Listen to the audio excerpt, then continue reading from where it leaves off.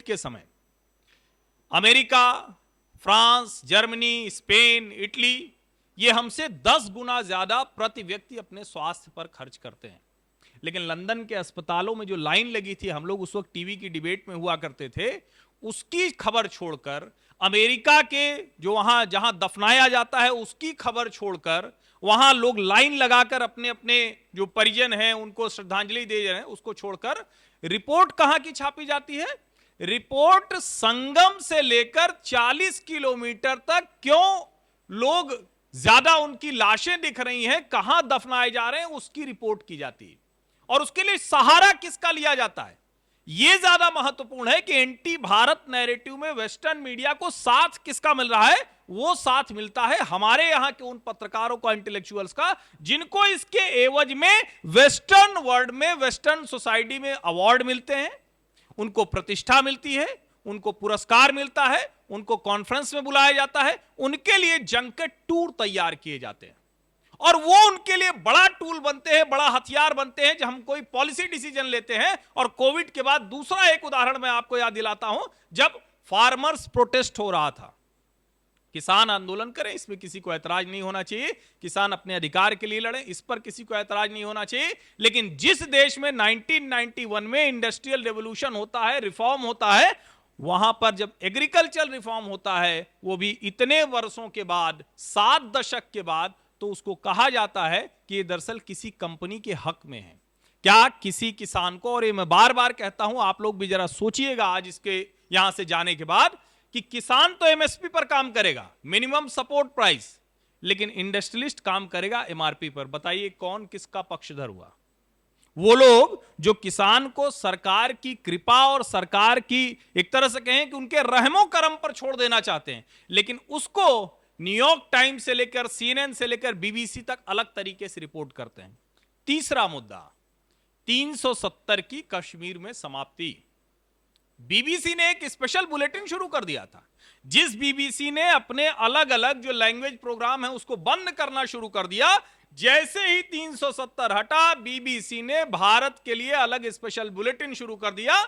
और प्रतिदिन के बुलेटिन में जिस जम्मू कश्मीर से कोई खबर नहीं आती थी, उनके यहां किसी एक इलाके से पत्थरबाजी की खबर मिल जाती थी। कमाल की बात यह है कि अब कश्मीर के लोग भी कहते हैं और तो और, आपको एक नाम बताता हूं, शेहला रशीद, वो भी कह रही कि इसके अलावा कोई रास्ता नहीं जो भारत कर रहा है, हम खुशनसीब हैं कि इस देश में हम रहते हैं। ये नाम मैं इसलिए बता रहा हूं कि ये भी उस तरह के एंटी भारत प्रोपेगेंडा का, नैरेटिव का बड़ा चेहरा रही। आज वो भी करेगी नहीं, जो ये हो रहा है यही सही तरीका है।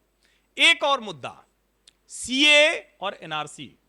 जब भारत में कहा गया कि हम अपने नागरिकों की पहचान करेंगे, बाहर से आने वाले नागरिकों को कैसे नागरिकता दी जाए, उस पर कानून बनाएंगे। कहा गया ये तो मुस्लिमों के खिलाफ है। अमेरिका क्यों हर देश से जो मुस्लिम भाग कर शरणार्थी आ रहे हैं उनको क्यों नहीं अपने देश में घुसने दे रहा है? इवन इस्लामिक कंट्रीज क्यों नहीं घुसने दे रही हैं? लेकिन जो वेस्टर्न वर्ल्ड है और उसका मीडिया है, वो भारत को दोषी तो ठहराता है, लेकिन अपने यहां की चीजों पर नहीं देखता। जाहिर है, लॉ एंड ऑर्डर हो, डेमोग्राफिक चेंज हो, वो किसी भी देश के लिए, किसी भी राष्ट्र के लिए सबसे बड़ी चुनौती होते हैं। और कमाल की बात यह है कि अमेरिका ने खुद अपने पड़ोसी देशों के साथ नागरिकता का कानून पहले ही लागू कर रखा है, लेकिन उसको हमारे यहां के नागरिकता कानून से दिक्कत है और उसको एंटी इस्लामिक बताने की कोशिश करते हैं। और एक और सबसे महत्वपूर्ण मुद्दा जिसको लेकर मुझे लगता है कि हम लोगों को सबसे ज्यादा चर्चा करनी चाहिए, जो वेस्टर्न वर्ल्ड में विशेष करके हार्वर्ड, ऑक्सफोर्ड ऐसे जगहों पर बहुत ज्यादा प्रचलित है, वो है कैंसल कल्चर। यानी जो हमको पसंद नहीं है उसको धीरे धीरे खारिज कर देना, उसके बारे में ऐसी चर्चा, ऐसी बातें कहना कि जिससे लगने लगे, और जिसके बारे में हितेश जी ने कहा ना कि बहुत सी चीजें ऐसे वो कहते हैं कि वो हमारे दिमाग में हिस्सा हो जाता है उसका। हम जिन चीजों को लेकर, हमारा अपना समाज जिनको लेकर बहुत पहले उनसे वो चीजें कर चुका है, उसको कहते हैं कि नहीं नहीं करो। एक छोटा सा उदाहरण है कि COP26 में तय हुआ, नरेंद्र मोदी ने कहा कि आपने जो प्लेज किया था एनवायरमेंट के लिए वो नहीं किया, आपका अपना जो कार्बन एमिशन है वो नहीं घटाया, और हमने तो जो 2030 में अचीव करना था उसका बड़ा हिस्सा अभी ही हासिल कर लिया।